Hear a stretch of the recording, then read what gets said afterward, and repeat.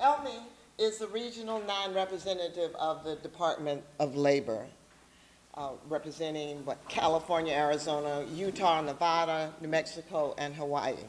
She was appointed to this position in May 2014 by President Barack Obama. Elmy, congratulations to you on this award. And I'm gonna, Oh, beautiful. you've got some jewelry too. Oh my God. Way to a Fix your woman's heart. Thank you very much, Juliet, and thank you, Marilyn Fowler. When Marilyn was doing a lot of things for WIN, 15 or more years ago, she called me and said, hey, I'm thinking of doing this. What do you think? I said, what do you need? And so it's like, how do I help? And it's just sort of one of those things that I think growing up in a small business family, everything is your job. And there is no such thing as that's not my job or that's somebody else's responsibility. And that's something that my family ingrained in all of us, my brothers and sisters.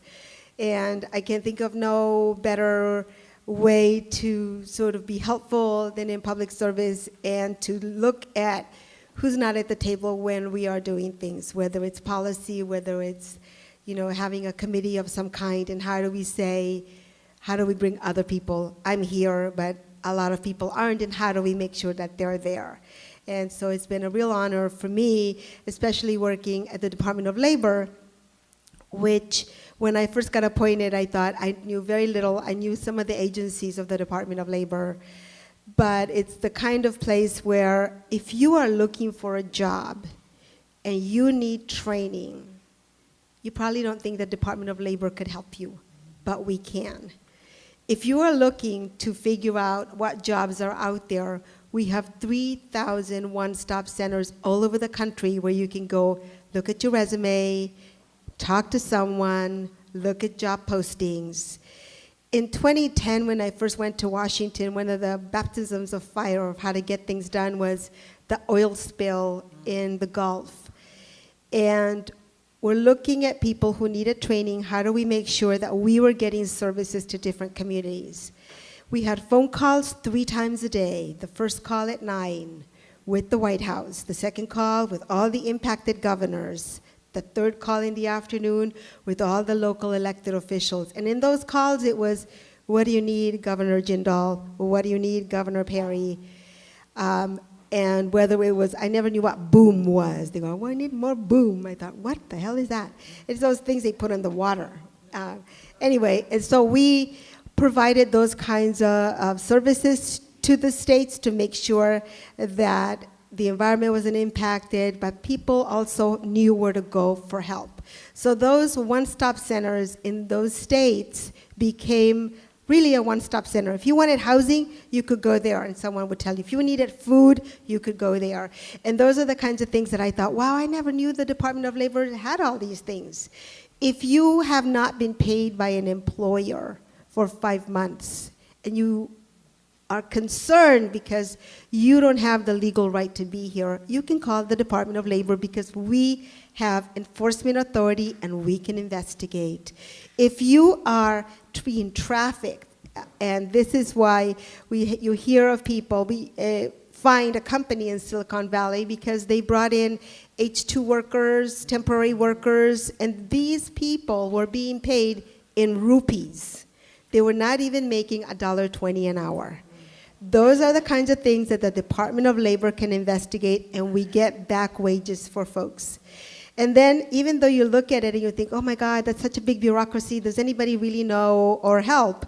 Well, 11 years ago, one of the women said, who worked the wage in our division, Priscilla Garcia, said, why is it that we're not working with the churches and other communities to inform people about their rights in the workplace? Empleo started. It's collected over $15 million in back wages for workers. Now, if you're making $5,000 in back wages to a person who's not making a lot of money is a lot of money. It can change people's lives. And so for me, seemed to be no better place than at the Department of Labor to look at the men and women in this country who work so hard from putting food on our table to making sure that our schools are clean, to every kind of job where we have enforcement authority and we can go and be very helpful to people. And of course, we have the Women's Bureau, which is the only federal agency, or the Women's Bureau is tasked with looking at the earnings of America's with the women in the workforce. Paid leave is something that's a big initiative. Not only that, we also raising the minimum wage. So these are the kinds of things with our Secretary Tom Perez, who walks into places and says things, I come here with an unrelenting sense of optimism. And I thought, how exciting is that when you hear that from a Secretary of Labor, because it's bringing hope, and that we're not just going to hear your problems, but we're going to go back and figure out what to do about it. And in Fresno, this is the last example, we had the drought. Secretary Perez met with the local leaders there, and he said, you know, as a Department of Labor, we may not be able to impact a lot, but we have a big stick. Let's use it and swing and see what we get. We were able to get $18 million for those folks for job training, whether it was, you know, cleaning dead wood so that there wouldn't be fires. So we're always looking for solutions in how to make people's lives better. And I think that these kinds of gatherings, we're all here because when we make a woman's life better, it's not just better for that woman, it's better for the whole family and that entire community. And I can't thank you enough for this award. And Marilyn, thank you for making me an international speaker and including me with the UN Women, because this is the kind of partnership that we need to have to make sure that we're all at the table. And those who are not, we make sure how to get them to the table. Thank you very much.